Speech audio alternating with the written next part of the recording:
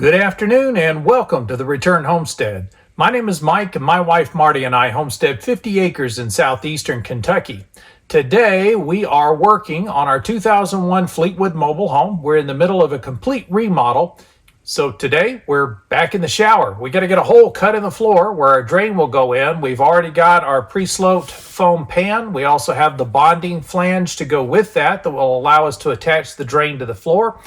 Once we've got that all in place, it'll be time to start setting tile. But right now, all we need to do is cut a hole in the middle of the floor while we encourage you to return to the land, return to labor, and return to life.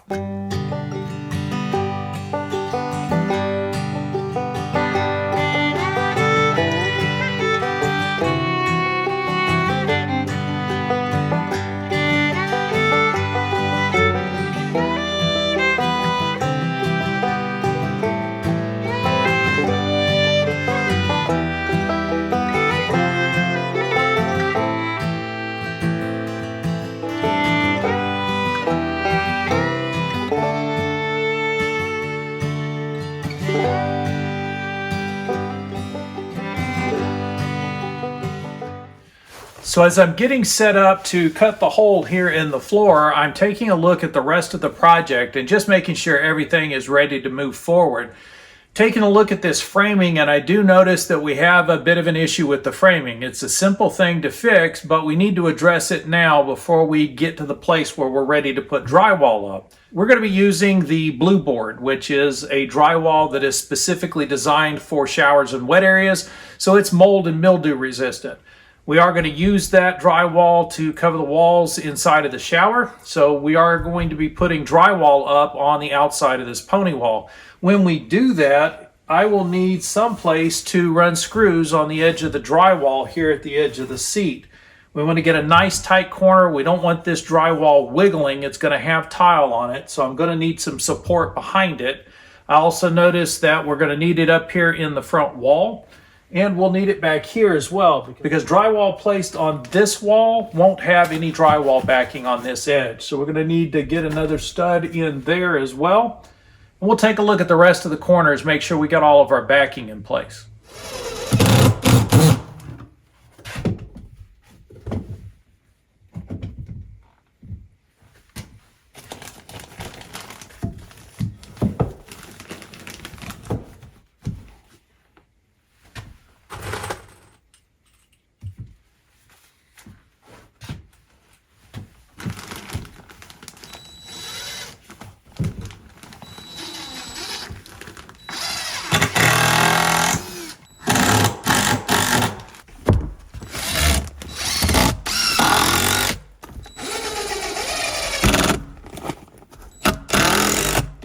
So we got all of our drywall backing in place. So now we can support the drywall on the walls around all the edges. And then now we're down to getting this hole cut in the floor for the drain. I did go and read the instructions, and although I did mark out the original outline when I had the shower pan down here, the instructions do recommend a 6-inch hole, so that's slightly smaller.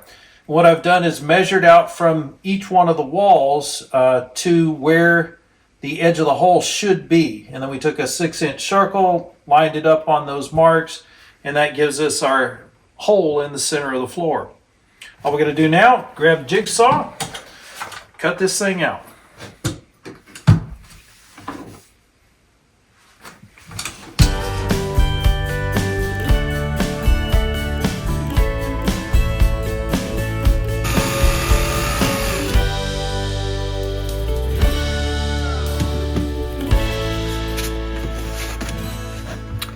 There we go.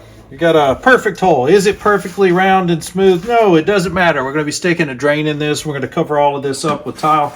So we just need a hole that will accept the drain flange. So let's go grab that drain flange and make sure it fits. So this is our first time using a pre-sloped foam pan. I set a pan once using Portland cement. That was a very difficult and trying process, and the results were really poor. I didn't enjoy it at all. So, and I saw these foam pans that they're already pre-sloped and ready to go, and all I got to do is glue it to the floor. Yeah, I'm in. I'm good to go. But the drain kits are a little bit different. These drain kits are designed to bond directly to that styrofoam pan so that you get a tight seal with that pan. It actually becomes a part of the pan to help make sure you don't get any leaks. So if there's any penetrations of water, this will make sure that everything comes to the drain and leaves the shower through the drain. So these drain kits come with everything you need. This is already set up specifically for the HydroBand product. This is their drain kit.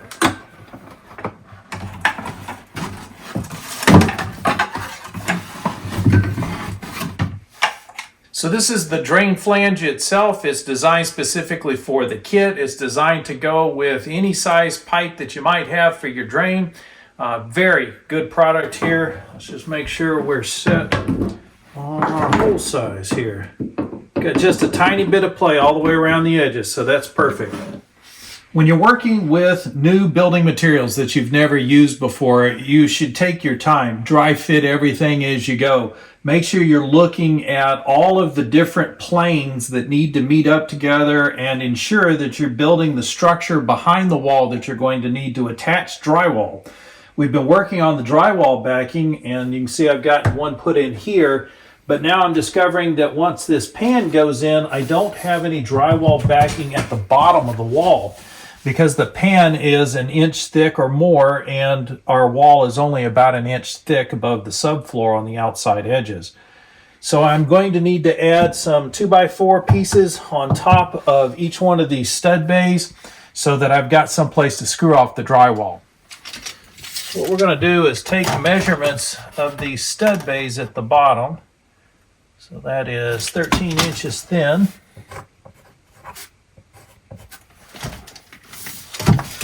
And just write it right in the stud bay. It'll be good, easy to access.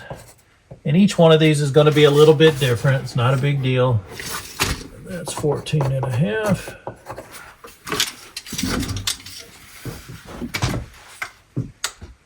That is 12 and 7/8.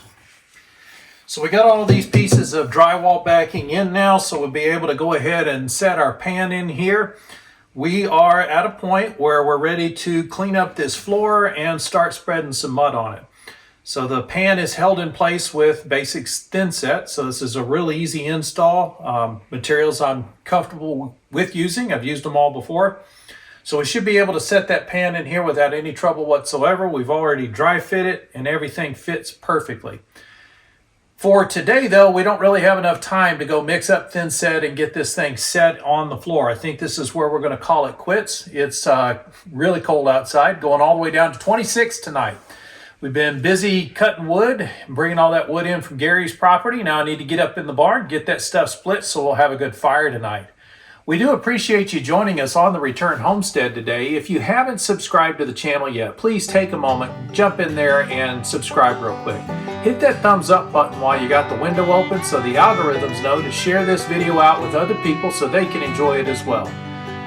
Please give some consideration to how you are going to return to the land, return to labor, and return to life. We'll see you next time.